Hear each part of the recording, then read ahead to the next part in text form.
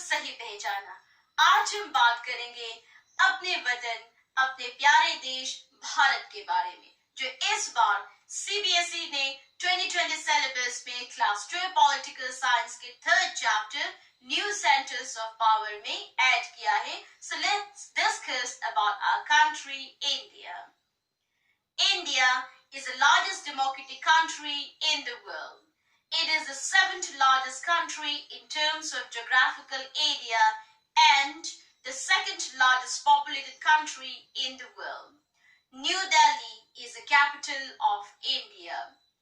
Shri Ramnath Kovind is the present President of India and Shri Narendra Modi is the present Prime Minister of India. So dear students, let's see in detail कि इस बार CBSE ने क्या कुछ अपने भारत के बारे में लिखा है. So let's discuss in detail. India. The 21st century India is being seen as an important emerging global power. The world is experiencing the power and rise of India in a multi-dimensional way. यानी कि 21वीं सदी का भारत यानी कि 21st century का भारत विश्व भर में एक उभरता हुआ एक पावरफुल कंट्री के रूप में उभर कर सामने आ रहा है, और सिर्फ एक या दो फील्ड पे नहीं बल्कि मल्टी डायमेंशनल वेज पे, यानी कि इन ऑल द फील्ड, चाहे वो साइंस एंड टेक्नोलॉजी हो, मिलिट्री हो, इकोनॉमिक हो, कल्चरल टर्म्स हो, हर फील्ड में आज के डेट में अपना भारत देश बहुत तरक्की कर रहा है और वो एक उभरता हुआ देश के रूप में सामने आ रहा है. Then, the economic, cultural, strategic position of the country with a population of 130 crore is very strong. यानी कि अपने भारत देश का इकोनॉमी, कल्चरल, स्ट्रेटेजिक पोजीशन बहुत ज्यादा स्ट्रॉन्ग है, और जो 130 करोड़ जो पॉपुलेशन है अपने भारत देश का, वो भी बहुत ज्यादा स्ट्रॉन्ग है. किसी भी देश का पॉपुलेशन उसके कंट्री के डेवलपमेंट में बहुत इंपॉर्टेंट रोल प्ले करता है. अगर किसी कंट्री का जो मेजर पॉपुलेशन है वो अगर छोटे बच्चे होता है तो उस कंट्री का एजुकेशन पॉलिसी में बहुत ज्यादा रुपयों का खर्चा होता है.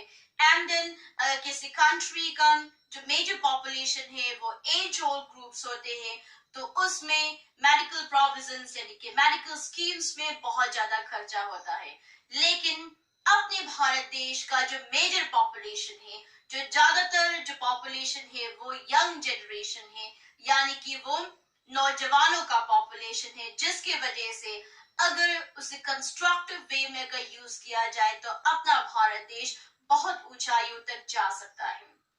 स्वामी विवेकानंद ने बहुत खूबसूरत शब्दों में एक बार कहा था, My fate is in the younger generation, the future generation, out of them will come my workers. यानी कि स्वामी विवेकानंद भी इस बात को बहुत अच्छी तरह से जानते थे कि भारत का जो ज्यादातर जो पॉपुलेशन है, जो जनसंख्या है, वो नौजवानों का पॉपुलेशन होता है, और वो पूरी तरह से ये विश्वास रखते थे कि अगर नौजवानों को सही शिक्षा दिया जाए, उन्हें सही दिशा दिया जाए तो वो बहुत कुछ कर सकते हैं, अपने भारत को बहुत ऊंचाइयों तक ले जा सकते हैं.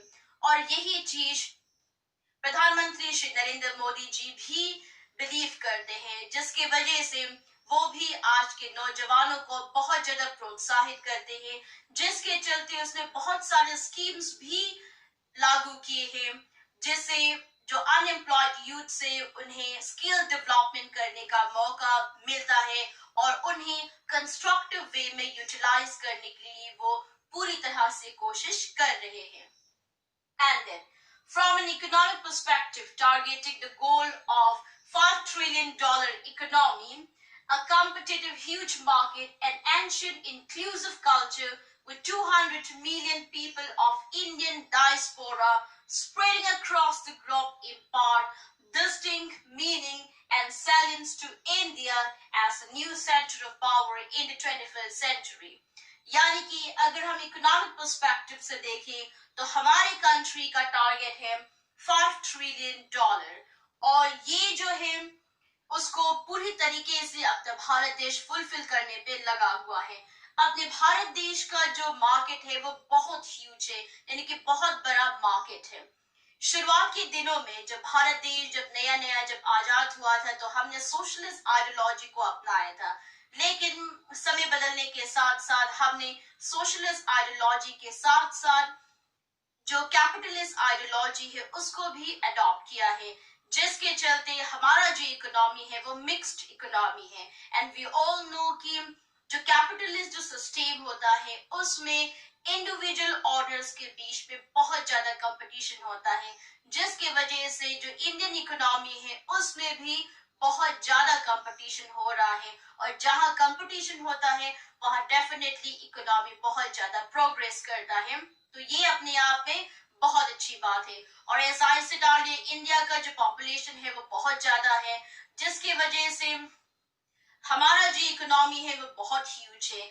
और ये चीज को देखते हुए जो फॉरेन कंट्रीज के लोग हैं वो इंडिया में इन्वेस्ट करने आते हैं, और जिसकी वजह से हमारी इकोनॉमी पे बहुत ज्यादा ग्रोथ होता है।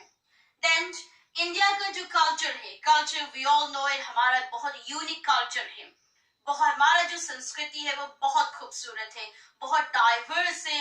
अलग अलग रीजन्स की, अलग अलग लोगों के, अलग अलग रिलीजन्स के लोगों के अपने अपने कल्चर ट्रेडिशन से, और बहुत ही ज्यादा डाइवर्स है। बहुत खूबसूरत हमारी संस्कृति है। और इसके चलते हमारे भारत देश में फेस्टिवल्स भी बहुत ज्यादा होता है। तो जितना ओकेजन, जितना फेस्टिवल सेलिब्रेट किया जाता है उतना ही इकोनॉमी ग्रोथ हो जाएंगे। लोग जो है वो सामान खरीदेंगे अलग अलग ओकेजन्स के लिए। तो उस तरीके से क्या है, इकोनॉमी में सेल बहुत होते हैं। तो जितना सेल होगा उतना ही भारत देश का इकोनॉमिक ग्रोथ होता है। एंड सबसे इंपॉर्टेंट क्या है, इंडियन डायस्पोरा। इंडियन डायस्पोरा क्या होता है? सी डायस्पोरा एग्जांपल के तौर पे हम ले सकते हैं द एनआरआई।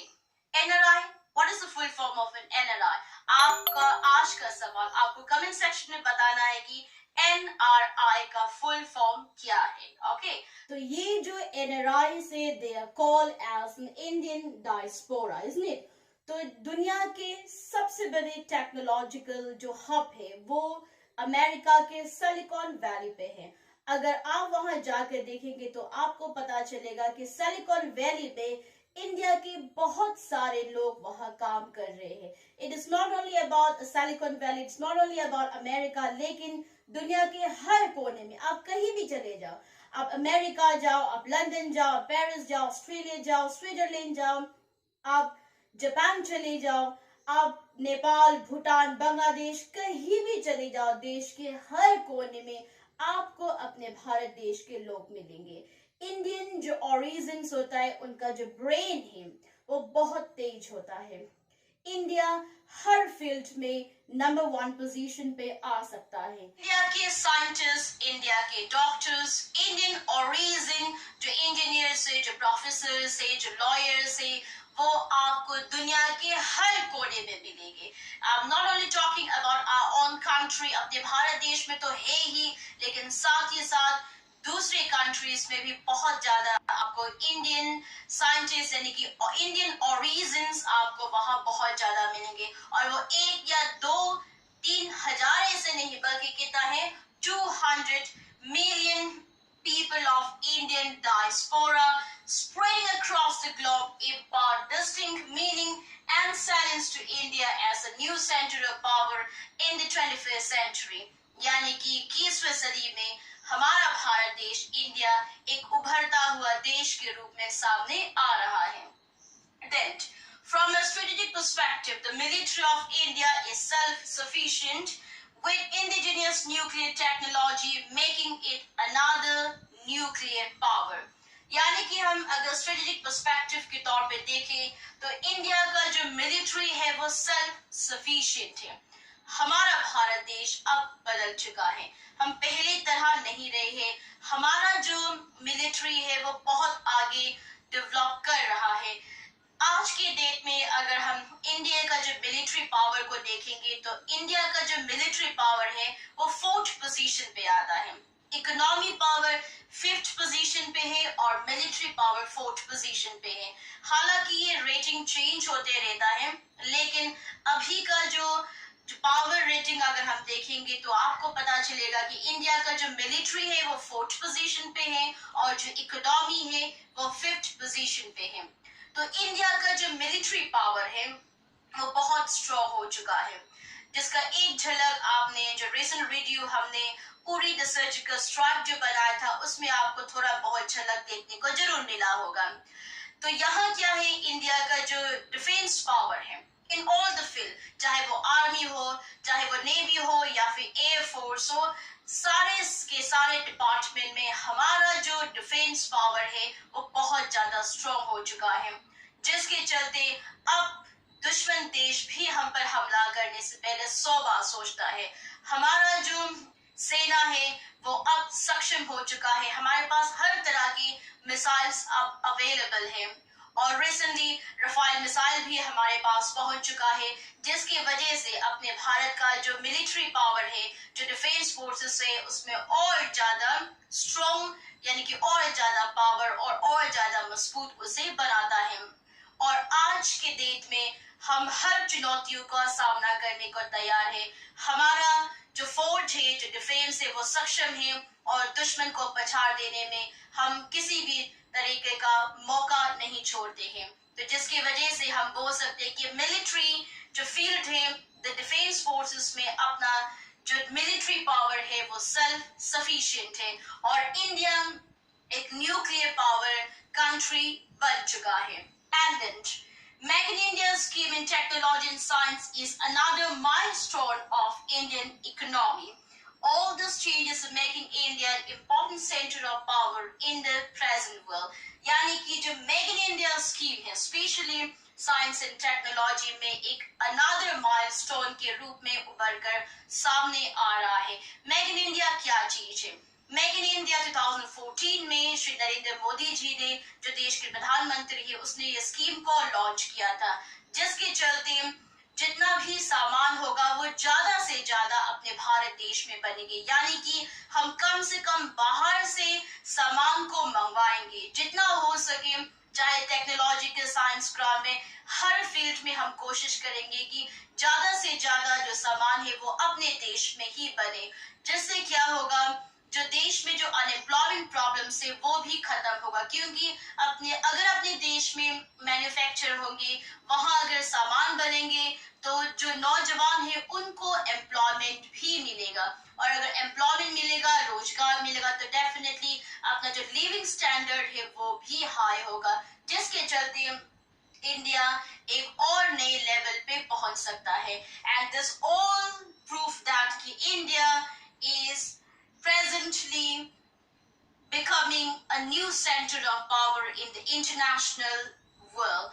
और जरूरी क्या है, बस कुछ जो अपने भारत देश में कमियां हैं, जो डीमेरिट से, टेक फॉर एग्जांपल करप्शन, इसमें करप्शन एक ऐसा चीज है जो पूरे कंट्री को, पूरे देश को खोखला कर सकता है। इसलिए ये बहुत जरूरी है कि अपने देश से करप्शन जो है, जो भ्रष्टाचार है, उसको हटाना है। आप और हम सभी जानते हैं कि हमारे देश में करप्शन जो है वो बहुत हाई लेवल पर चलता है। इसलिए ये बहुत जरूरी है कि आज आप और हम सब मिलकर ये शपथ ले कि हम करप्शन का कभी भी साथ नहीं देंगे। करप्शन को हम से नो टू करप्शन, हम करप्शन को ना ही कहेंगे, किसी भी हालत में हम करप्शन का साथ नहीं देंगे। अगर ये सारी चीजों को हम ओवरकम कर सकते हैं तो डेफिनेटली अपना देश एक नई ऊंचाइयों पे पहुंच सकता है। और सेकेंडली, जो नेशनल इंटरेस्ट है, यानी कि जो देश की जो जरूरत है वो सबसे ऊपर होना चाहिए, पॉलिटिक्स उसकी बात है। पॉलिटिक्स के चलते जो नेशनल इंटरेस्ट है उसको दांव पे नहीं लगाना है। पॉलिटिक्स अपने देश को उन्नति की ओर ले जाने के लिए, अपना नेशनल इंटरेस्ट को पूरा करने के लिए ही पॉलिटिक्स होना चाहिए और ये चीज आप और हमें आज के डेट में समझना बहुत जरूरी है। हम उम्मीद करते हैं कि आपको आज का टॉपिक समझ में आया होगा, आपको अच्छा लगा होगा। अगर कुछ भी डाउट से, कुछ भी अगर प्रॉब्लम से, तो आप प्लीज कमेंट सेक्शन पे अपने क्वेश्चंस छोड़ सकते हैं। और अगर आपको वीडियो अच्छा लगा तब भी आप कमेंट सेक्शन पे जरूर हमें बताइएगा। और होप दैट कि आज का जो ये टॉपिक है आपको समझ में आया, and I really do hope कि आप और हम सब मिलकर अपने देश को एक नई ऊंचाइयों पर ले जाएंगे। जितने भी बच्चे आज का जो वीडियो देख रहे हैं वो सब भी मन लगा के पढ़ाई करेंगे, अच्छा इंसान बनेंगे और अपने देश को नई ऊंचाइयों की ओर ले जाएंगे। इसी के साथ सभी को जय Hind. Okay then, thank you so much for watching today's video. I hope you like and subscribe my channel. If somehow you forgot, then please do like and subscribe now and click the notification bell icon so that you can stay updated about every new videos I upload. So till then, take care and study well. See you all in the next video. Thank you.